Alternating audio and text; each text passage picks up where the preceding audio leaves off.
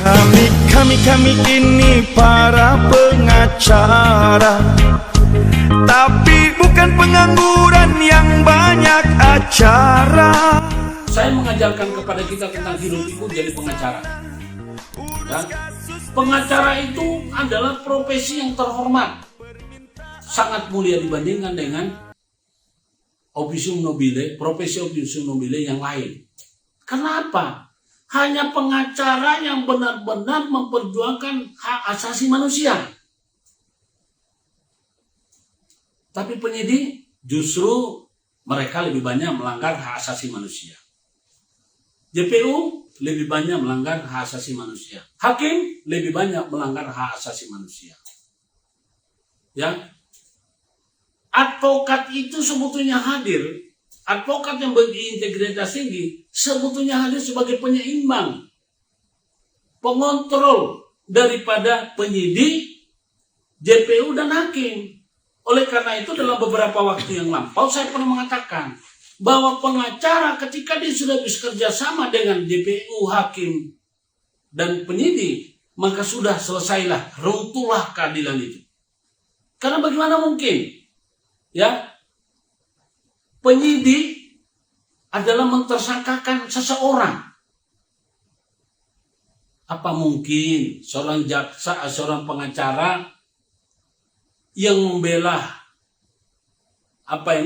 terdakwa, sedangkan dia sudah tersangkakan, masih ada cara untuk meminta ini? Cara, Bang. Sedangkan tugasnya penyidik itu adalah mengungkap kejadian. Ya.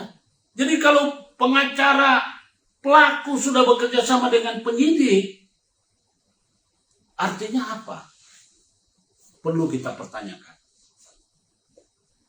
Demikian hanya dengan kalau pengacara bekerja sama dengan JPU, maksudnya apa? Supaya terdakwa itu dituntut ringan. Kita ini bekerja dalam hukum dengan sesuai norma hukum dan pasal yang sudah ditentukan. Apakah bisa jaksa itu, apakah memang begitu doktrinnya hukum itu? Bahwa hukum itu suka-suka jaksa. Berarti tidak ada artinya pasal itu.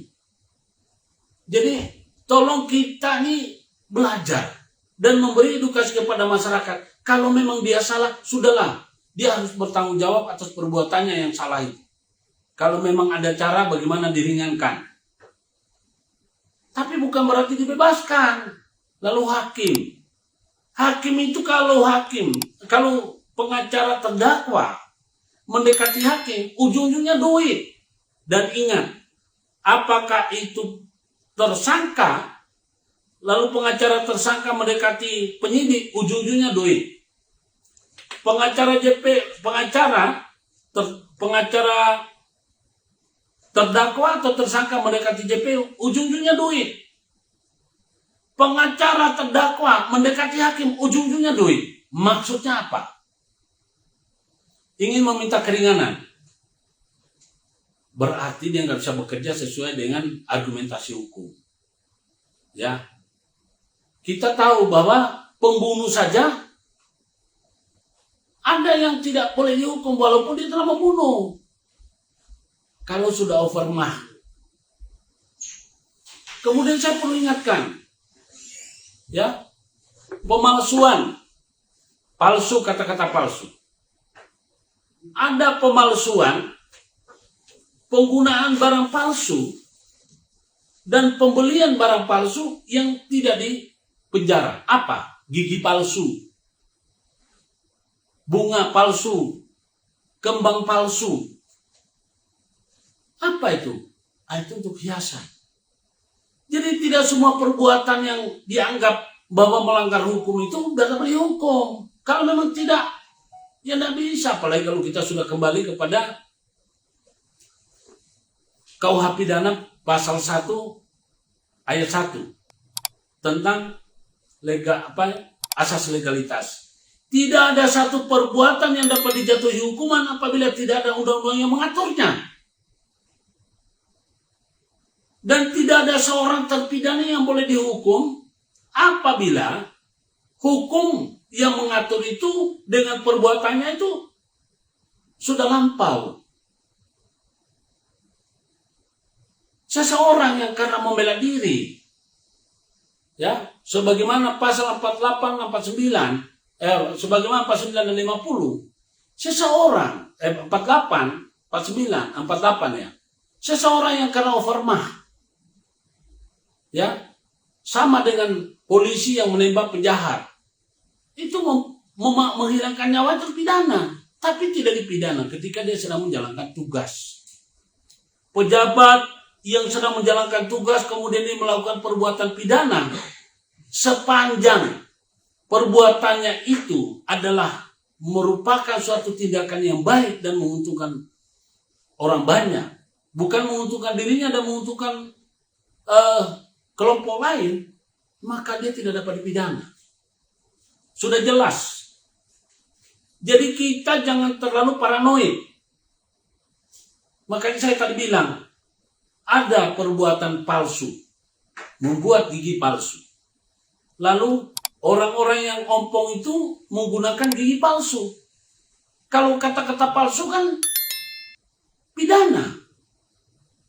Tapi karena ini palsunya adalah palsu yang baik, maka tidak dapat dipidana. Jadi sekali lagi saya ingin mengatakan kepada kita semua, mari kita belajar berhukum, ya. Jangan kita ini hanya sekedar memiliki gelar sebagai sarjana hukum, lalu kita berprofesi sebagai dosen, sebagai pengacara maupun dosen ilmu hukum, lantas sudah lantang mengatakan bahwa ini begini, ini nggak boleh, ini nggak boleh. Siapa yang bilang pemalsuan itu semua salah? Cobalah lihat orang berjualan bunga palsu, kembang palsu, yang membeli masa di penjara, masa yang membuat kembang palsu di penjara? Kan tidak. Jadi sekali lagi kita jangan paranoid, ya. Saya memberikan edukasi ini adalah untuk mengajak kita agar mulailah kita melek, ya. Bahwa pengacara itu hadir dengan integritas tinggi, nggak boleh sejalan dengan penyidik lain, dengan penegak hukum lain, nggak boleh. Kecuali kalau dia jadi penasihat hukum daripada korban. Penasihat hukum korban tentu sejalan dengan penyidik, sejalan dengan JPU, sejalan dengan hakim, ya. Karena kadang-kadang ada orang yang sudah dijalimi, korban itu hak-haknya diabaikan oleh penegak hukum lain. Nah, di sanalah sebagai konsultan hukum, pengacara ini hadir untuk membantu memperjelas supaya pelaku itu bisa segera dijerat. Tapi tidak ada rumusannya bahwa seorang pengacara harus bekerja sama paralel sama dengan penegak hukum, padahal dia adalah pengacara daripada pelaku. Coba kita lihat, banyak sekali di negara ini yang aneh-aneh.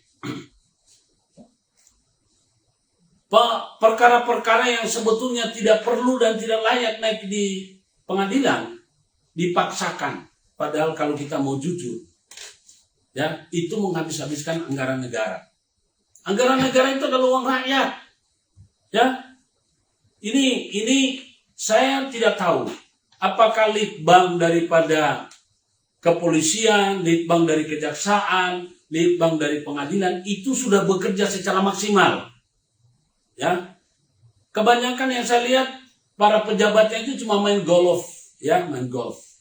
Mereka hanya menghabiskan waktu untuk di tempat-tempat yang tidak produktif, mereka melakukan itu, ya.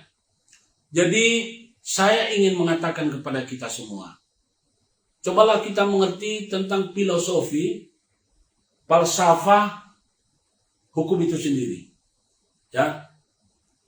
Dalam perkara saya dan istri yang telah dihentikan oleh Mahkamah Agung, saya tidak tahu bagaimana cara berpikir dari pengadilan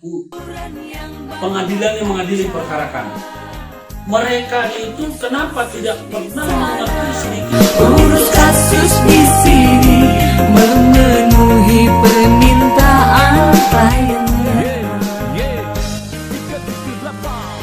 tapi bukan pengangguran.